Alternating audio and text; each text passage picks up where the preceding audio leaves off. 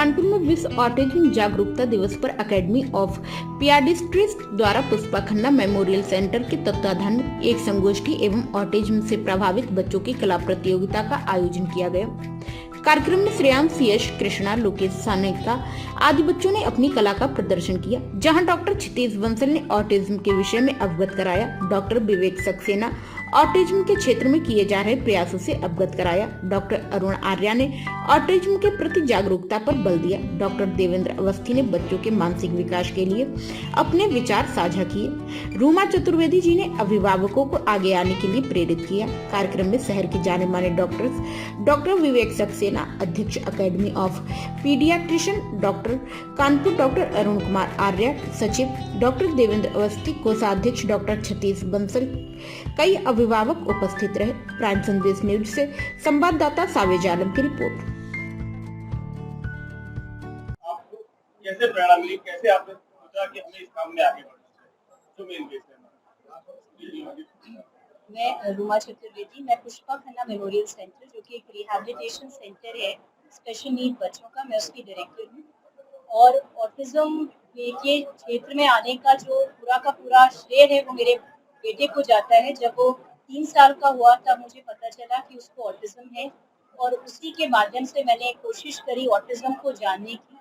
जब मुझे पता चला तब कानपुर में सुविधाएं नहीं थी, मैं उसको लेके 3 साल दिल्ली में रही, वहाँ पे उसकी थेरेपीज कराई, अर्ली इंटरवेंशन कराया, वहाँ के श्री राम स्कूल के अर्ली इंटरवेंशन में वो पढ़ता था।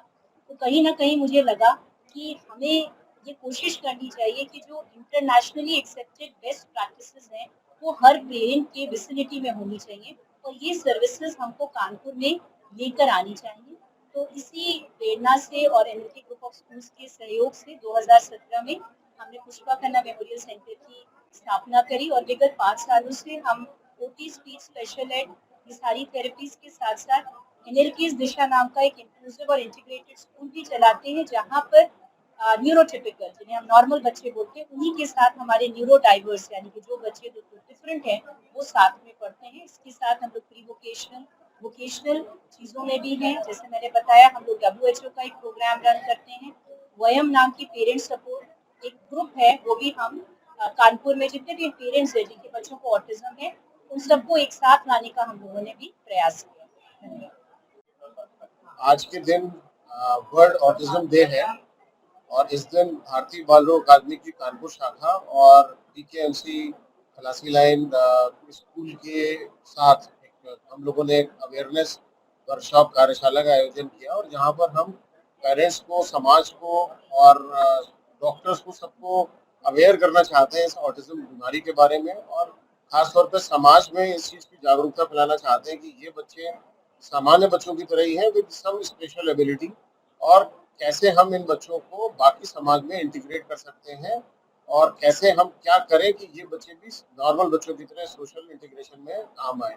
इसमें डॉक्टर्स का, समाज में पेरेंट्स का और ऐसे स्कूल, स्पेशल स्कूल जो PKMC जैसे स्कूल, उनका बहुत बड़ा योगदान है और हमें भविष्य में लगता है कि ऑटिज्म के बच्चे भी सारे जैसे और नॉर्मल बच्चे सोसाइटी में अपना योगदान दे पाते हैं वैसा ही दे पाएंगे हम सबके सहयोग से। तो ये दिन खास तौर पे इसलिए महत्वपूर्ण है कि ऑटिज्म के सारे बच्चे हम अगर बहुत जल्दी उनको पहचाने और जल्दी उनका इंटरवेंशन शुरू करें, सब आपसी सहयोग से उन बच्चों को नॉर्मल सोशल इंटीग्रेशन में ला सकते हैं। ऑटिज्म की बीमारी होती बच्चों में है, पर अगर उस बच्चे को आपने समय से नहीं पहचाना तो वो बड़े होकर कुछ ना कुछ साइकेट्रिक बीमारियों की तरह दिखाई देती है। लेकिन ये बीमारी ऐसा मान के चलिए, जब बच्चे का माँ के पेट में उसका मस्तिष्क का विकास हो रहा था, जब वो बन रहा था, उसी समय कुछ नर्वस सिस्टम के जो आपस में कनेक्शन होते हैं वो कुछ गड़बड़ हो गए, कुछ अंतर आ गया उनमें, तो ये बच्चे दूसरे बच्चों से अलग तरह से बिहेव करने लगते हैं। क्या कुछ फीचर्स ऐसे होते हैं स्टार्टिंग फेज पीरियड में जिनसे कि हम पहचान सकते हैं? सबसे पहले जो मैंने बताया ना, ये सोशल इंटीग्रेशन का मामला है। सारे बच्चे घर में जैसे ही बड़े होते हैं, जो और बच्चे होते हैं उनसे नॉर्मल खेलते हैं, उनसे उनका नॉर्मल इंटरेक्शन रहता है। एक निश्चित उम्र होती है जब वो बोलते हैं, एक निश्चित उम्र होती है जब वो दूसरों के साथ अपने आप को पहचानने लगते हैं। तो ऑटिज्म में ये सब चीजें डिफरेंट हर बच्चे में डिफरेंट होती है। हो सकता है बच्चा बिल्कुल बोलना ना शुरू करे, वो अपनी बातें मनवा लेगा लेकिन बोलेगा नहीं। हो सकता है कि ऐसा बच्चा दूसरों के सामने जाए तो बिल्कुल अंदर घुस जाए, वो